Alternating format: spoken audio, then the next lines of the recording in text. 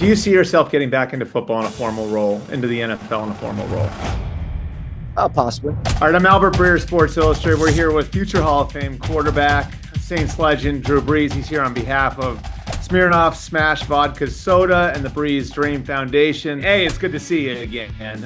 It's been a little while. B, I wonder, like, if, this time of year, you walk outside, you smell the cut grass, you kind of look around and you miss anything about saddling up and getting ready for a football season, reporting to training camp. I guess this week you'd be getting ready for your first preseason game. Yeah, no, look, I absolutely do. It's ingrained in us, had an incredible blessing to be able to play football for so long, for 20 years. And so really, like, each time of year, just it kind of signified, something, whether it was you were in season or it was the off season, and just the way that you were training or preparing, both mentally and physically.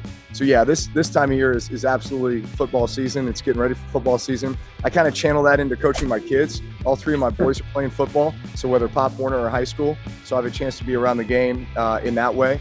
And honestly, I have a chance to coach not only them, but their friends and the schools and the teams that they're a part of. So that makes it a lot of fun. I'm able to channel my energy there. And then of course we have our own little family fantasy football league. So I'm playing a bunch of fantasy football during the fall too. So I have a vested interest in a lot of different teams and players going into this. Are you any good at that? Huh? Are you any good at fantasy? Here's what happens with fantasy. So I usually have my sleeper picks, like the guys who I'm like, hey, I think this guy's gonna have a breakout year for whatever reason.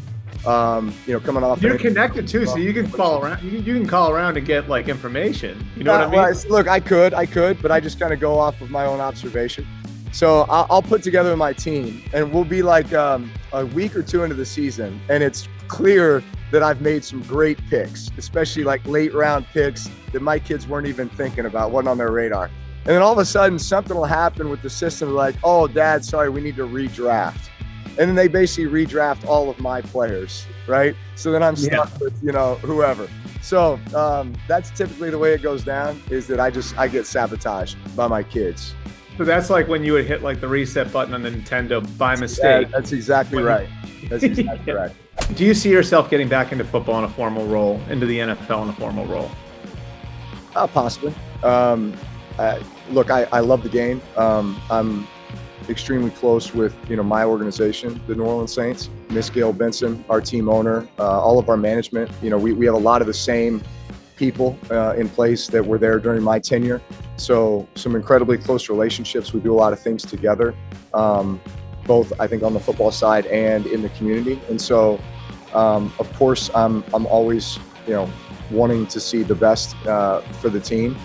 And so I'm always there as just an active supporter. And as far as what role that could lead to in the future, I love the game. I always want to stay involved with the game. I feel like I bring value to the game.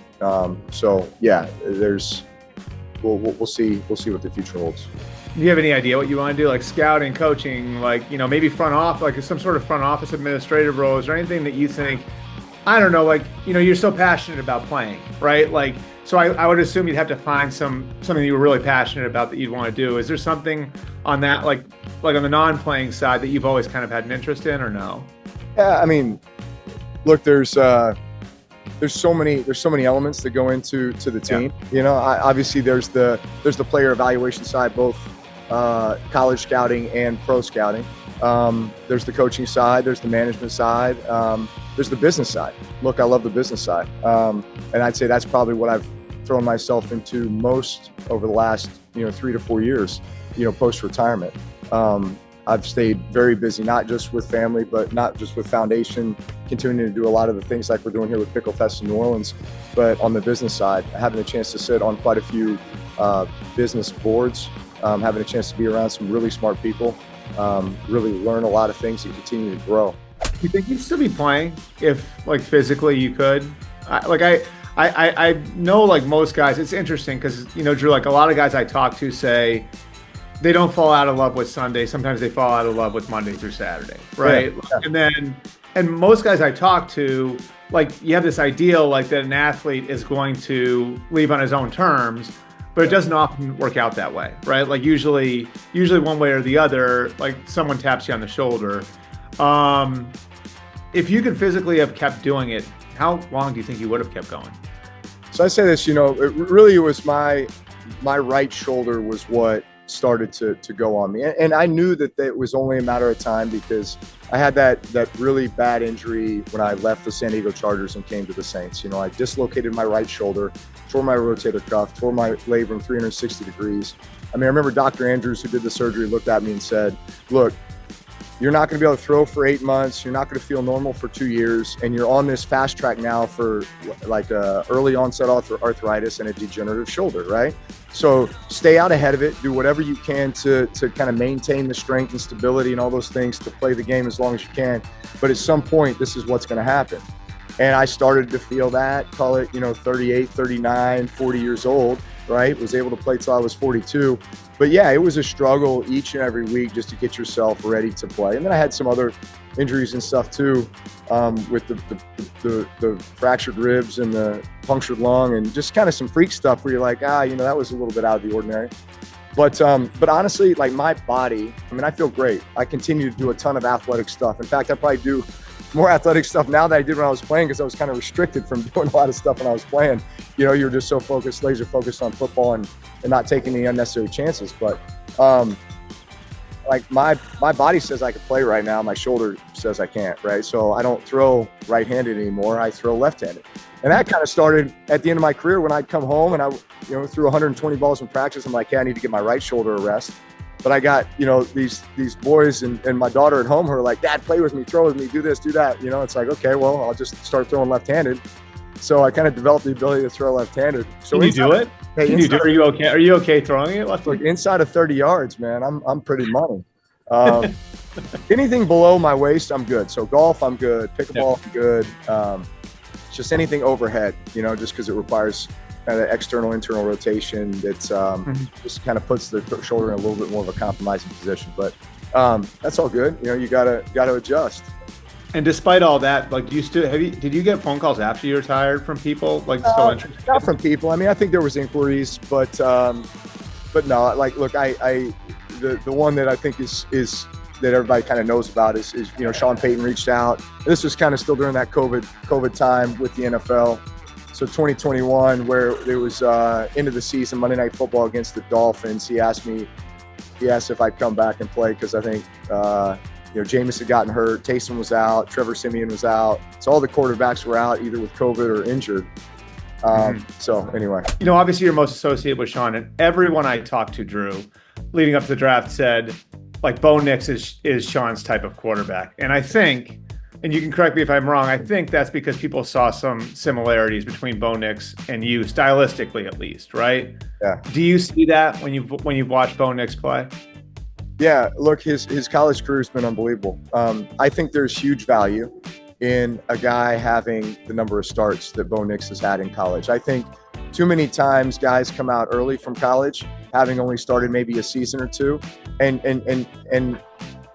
like 20 starts in college is not enough. Like there's going to be an even bigger hurdle to adjust to when you get to the NFL. Bo Nix has 60 starts in college. So I think the wealth of knowledge and experience that he's developed through that. I know Sean, just in his analysis, and he kind of had a way that he analyzed all the quarterbacks this year. I think Bo Nix was at the top of his list when it came to the guys that he really valued based on the traits that he was seeing on film, and then just his ability to process, his ability to pick up the offense. I think his leadership abilities. So I think he has all the traits. And I think Sean is really excited about him. All right, what can you tell me about Smirnoff and SMASH Vodka Soda and the people you're working with? Well, first off, today's National Pickleball Day. How about that? Ironically, that it falls right in the middle of our NOLA Pickle Fest. So this was an event. This is the second annual. So last year we started the NOLA Pickle Fest, which is basically a 3-day amateur tournament here in New Orleans in the convention center. So last year we had 20 courts. It was a huge success. Tons of sponsors and vendors came out, all the members of the community. I played John McEnroe in a little singles match, and we had a bunch of Major League Pickleball pros come out, and we did a doubles deal, and it was awesome. Like, literally, I'm staring here at center court. We have Mardi Gras floats surrounding center court. That's like our VIP seating area. Like, this is it's an epic venue and setup here. And so this year is even bigger and better. It's like twice the size, twice the participants. We got 40 courts rolling here that are about to ramp up pretty quick. So Smirnoff SMASH Vodka Soda is in control of the VIP area here. So taking care of all of our participants. Yeah, this is great. It's been a huge community outreach.